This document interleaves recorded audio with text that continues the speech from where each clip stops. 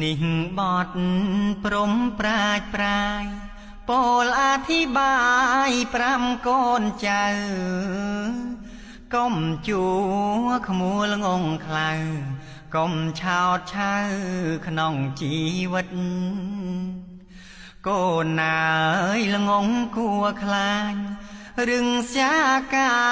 ចស៊ីគុំនិតក្តីល្ងងអន្តរាយពិតបងជីវិតជាតិសាងស្នាភាពល្ងងកើតពីខ្ជិល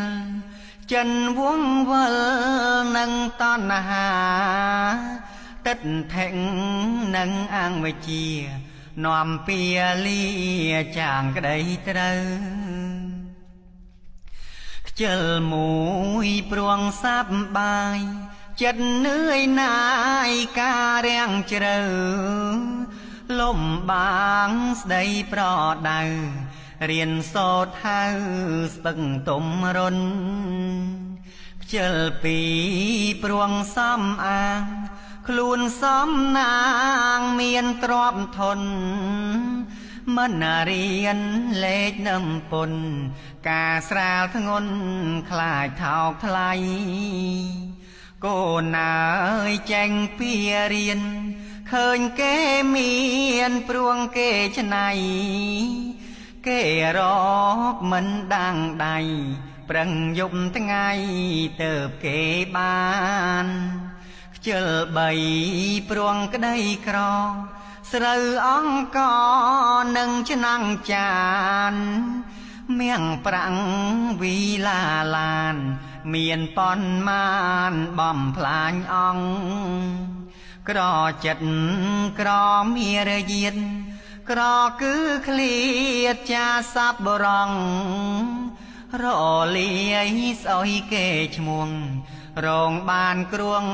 ព្រួងអំពើខ្ជិល4ឃើញខ្លួនក្មេងដើរសើចលេងលបាយល្ងីល្ងើមិនគិត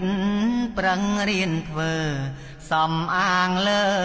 ឪពុកម្ដាយនៅពេលគ្រាខ្លួនចាំងទៅខំណាំងកើតចិនស្ដាយបើអញប្រឹងពីឆ្ងាយម្លែងរុំកាយកើតធូធាខ្ជិល5ប្រចាំណាស់មិនរវាមើលទ្របជាអាងបងប្អូនមីងមៀមិនស្ទុងស្ទាក្រងរាំងសាពេលមានប្តីប្រពន្ធដេកទុំរុនមិនអង្សាប្រចាំសំកេងកា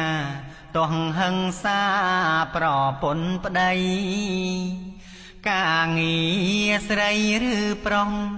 កូនធ្វើចង់មិនថោកអីប្រចាំគ្នារាល់ថ្ងៃតើបានអីវិលមកវិញ6មិនព្រួយក្រែងដេកចំខែ